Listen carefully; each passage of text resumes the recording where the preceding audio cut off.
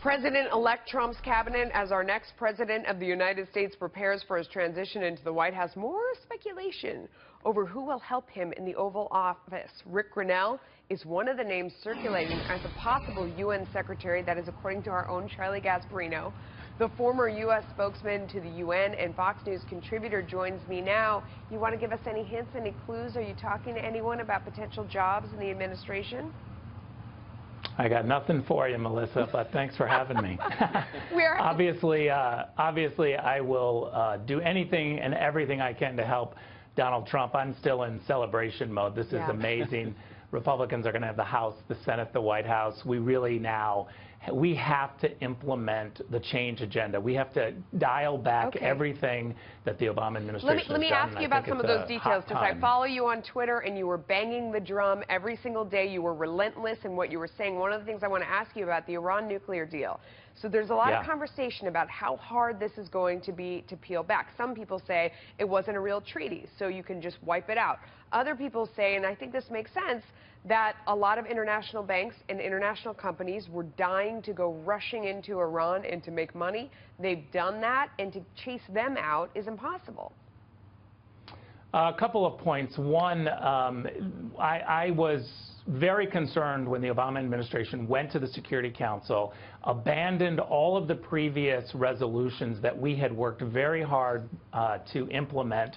By the way, getting Russia on board with Iran sanctions consecutively, we started that. The Obama administration didn't do anything for the first 18 months. Hillary Clinton, as Secretary of State, let the pressure off. So I have heard from multiple diplomats that this new deal is not being enforced. We hear a lot from the Europeans that full implementation should be done. And that's code word for, you know, if the Iranians are not abiding by this deal, there needs to be consequences.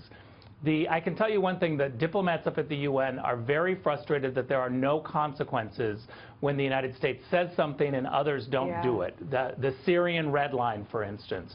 North Korea is another issue. But the Iranian issue in particular, we just now heard that there's a violation again by the IAEA saying that Iran has gone above the heavy water limit.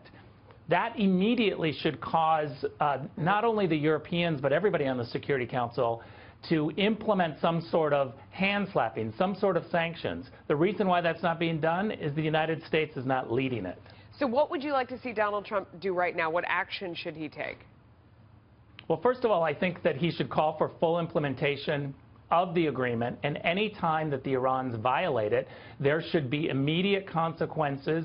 We now have a Congress that's going to be willing to do it and a White House that won't stand in the way. So I think you can immediately put U.S. sanctions. You're right about the global sanctions being a bigger issue. Having U.S. sanctions is a problem. We're starting over. There's no question about it. But one thing in particular that I will say, I don't believe that the European and the Asian banks are seeing a rush in to help Iran. I think there's still a hesitancy. There has been a hesitancy to say, we don't know who's coming after Barack Obama. We don't want to get caught with doing this business in Iran, but then being penalized, not being able to do any business with U.S.